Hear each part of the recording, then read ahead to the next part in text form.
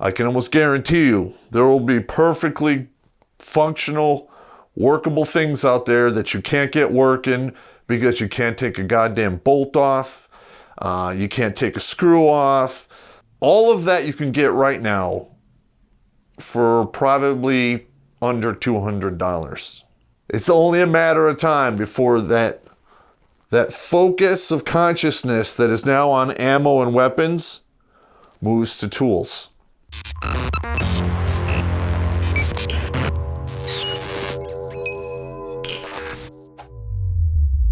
All right, everybody. Welcome to another episode of Live from the Lair. I'm going to go over some stuff today, and you got to bear with me because of, the way this whole thing is set up. But as we know, there have been months, in the past 6 months, we've had record gun sales. Ammo is next to impossible to be found for a reasonable price. And if you can find it, you can only get maybe 20 to 100, maybe 300 rounds here or there, and it's going to get worse. All right, so everyone has their attention focused on that. All right, now if you don't have a firearm by now, you're going to pay through the nose, and you got to do the catch-up bullshit. So I'm not going to say I told you so, but you know who you are. If gas goes to $10 a gallon, you can no longer heat your house, you're not working, you can't feed your kids, there is going to be a huge sell-off of basically life, limb, and eyesight. People are going to go crazy. You're going to run out of all kinds of stuff. All right, and it's probably not on your radar right here. But if you haven't done this by now, you might want to run down to Lowe's or Home Depot or wherever and get some goddamn tools. I can almost guarantee you there will be perfectly functional, workable things out there that you can't get working because you can't take a goddamn bolt off. You can't take a screw off. You don't have the right, hex wrenches and so forth.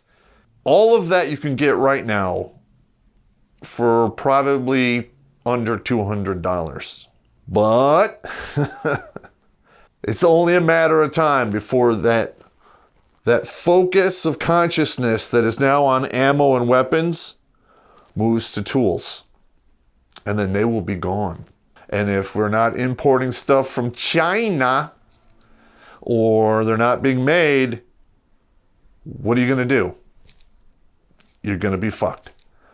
So I'm going to rearrange the camera, and I'm going to go over some of the tools that you might need that I used, to work on weapons and so forth. Now, I'm an 18 Bravo Special Forces Weapons Sergeant. I am not a unit armorer, and I've never been to an official armor school, but I've worked on quite a number of weapons, anywhere from stuff that was carried World War I all the way to the modern stuff, to include the 50, the 1919 A6 30-06, and the 308.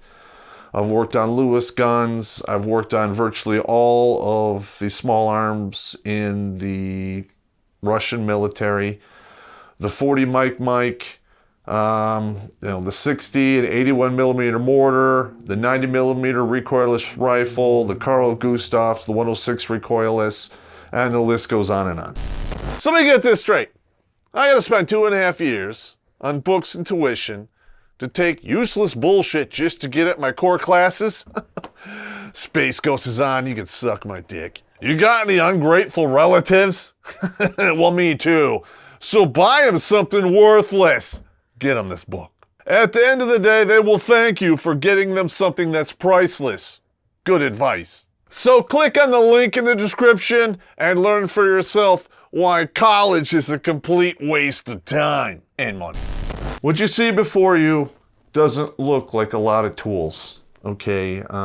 But trust me when I say that a large majority of these are used for working on either small, intricate, mechanisms and weapons. This is very easy to get, all right? It's basically a Leatherman, comes with several different knives, files, screwdrivers, needle nose pliers, and they do have wire cutters in there. For a general tool to keep on your belt for everyday bullshit, this is something you want to get, and they're roughly like 35 to 55 bucks, maybe more. I could be off.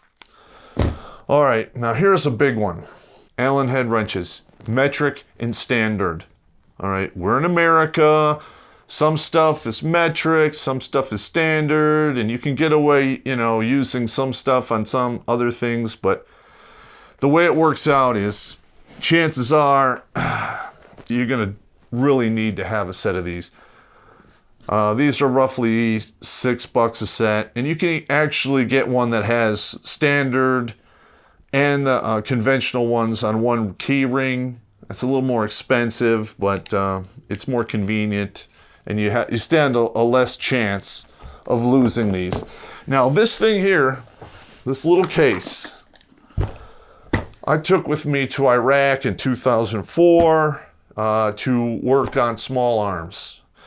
And it was very difficult to get everything so it would fit in this one small case, but I was able to do it. Now, I've since broken one of the attachments on here, which is a huge bummer, but it is what it is. All right, so we're going to move this off to the side. Now, this is actually a soldering, now let's see if it works here. Yeah. This is basically a butane blowtorch. All right, you can use this for soldering. If you have to melt stuff, to shrink stuff to fit. There's a lot of hoses you put over and electrical attachments. You can heat them up and then smash them close with the needle nose pliers for good electrical contacts. But I use this for, removing certain components from the upper receiver and M16 that are basically tap welded into place. All right, this is a small hammer. It's got a brass end and a steel end. And then you have your punches. All right.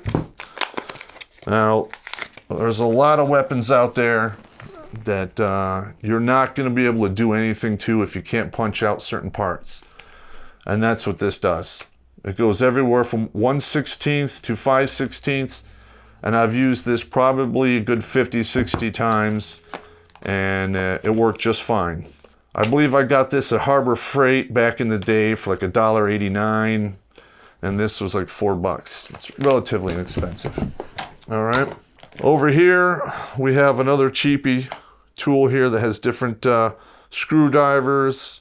It's got a punch in it for, putting hole in leather and plastic and upholsteries and stuff.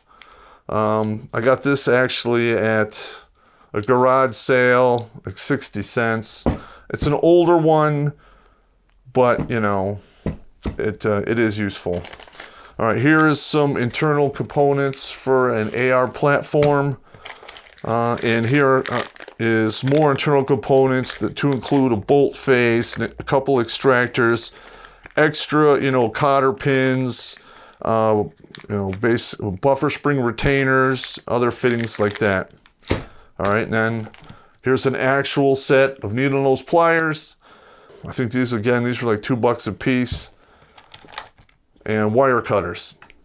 When I originally put this together, it was to work on small arms, but you can also use it to work on, electronics and electricity and stuff with just what you got in here. Nothing big, of course, but, it is what it is. Now, I threw this in here. All right, because there's a lot of, depending on what country you're in or what weapon you're working on, there is just a host of different thread patterns that you may or may not run into. Like some of the German weapons have a star bit. The Soviet ones, there's a lot of punch pins in those and some wire you have to untwist and rewire. And they're not that complicated. They usually just there's no Phillips on there. It's just a standard one-line screwdriver if there's screws in there at all. All right, this is an extra fitting for this hammer, okay? Now I used, in fact, I just used this a couple days ago to knock a pin out of something I was working on. All right, now here's an extra bolt carrier group. Notice I have the gas blowback attached. You don't want to have it, off this at all. You want to just put it together, torque it to specs, make sure it works, and don't fuck with it. Okay, normally this does not have to come off the bolt. Putting it back on is difficult, but it can be done. It's a pain in the ass. All right, this here is an X-Acto knife. All right, this actually came in handy for, for very small, meticulous work that required, cutting stuff. This was more expensive, though. I believe this is $25. So it's probably, I would say, 40 some odd bucks now. You definitely need to have these. All right, here's an extra firing pin. Here is a trigger piece for a 303 Lee Enfield. All right, here's basically a smaller screwdriver with a lot of the micro bits on it. All right, this was $5. It was an opportunity buy from a tool bin next to the cash register at Durst Lumber in Berkeley, Michigan, which is now ACO. Okay, I have an additional hex wrench here, random size. All right, this is a tension washer, which is used to basically hold the flash suppressor on your rifle. You put this over the threads, torque it down, and then when this goes straight, there's enough force to keep the flash suppressor from working its way off the front of the weapon. Scissors, hemostats. All right, this is self-explanatory. If you guys don't know how to use scissors, I don't know what to tell you. I use these for pulling out splinters, working a needle when sewing people up, and a lot of the fine work you got to do when you got to hold something out of the way, especially when you're using the blowtorch. You can hold the piece of metal there, put the blowtorch on it, and then work in a bead of solder to hold it in position. This I got at a gun show for like $2. Well worth the money. Now, here's another thing, and this is actually very important. Anyone who's worked on a weapon knows that when you're using factory parts, not all factory parts are made to the same specifications, depending upon who made them, when they were made, and so forth, and what they're actually made of. So you may find yourself needing to file down a part to fit, so you want to have a set of files.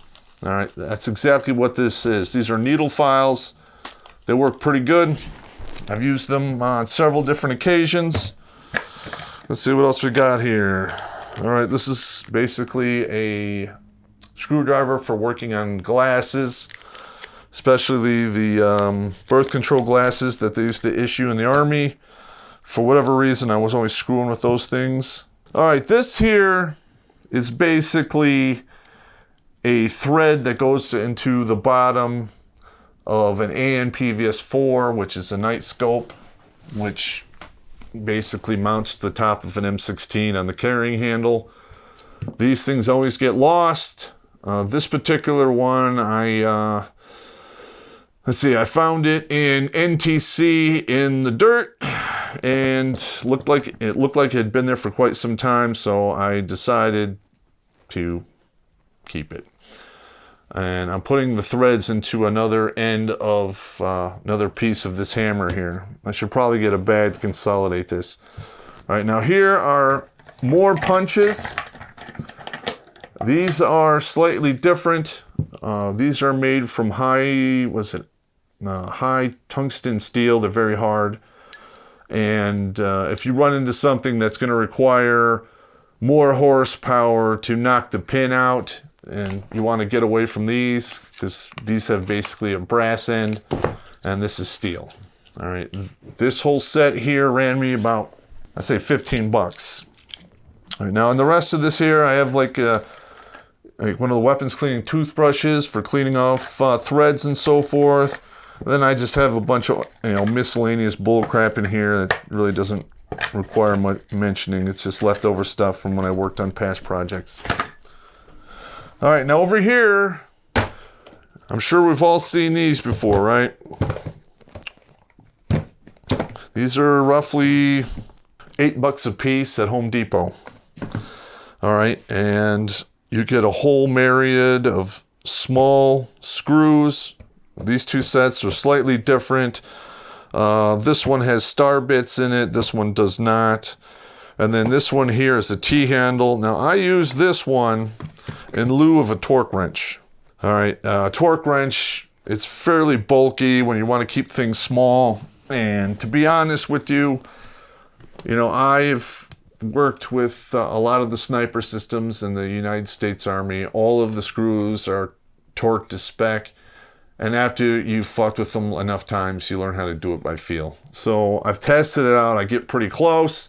You're not shooting for an Olympic medal. You're just shooting to hit a target. And a shot pattern this big or this big, it's kind of irrelevant in that case.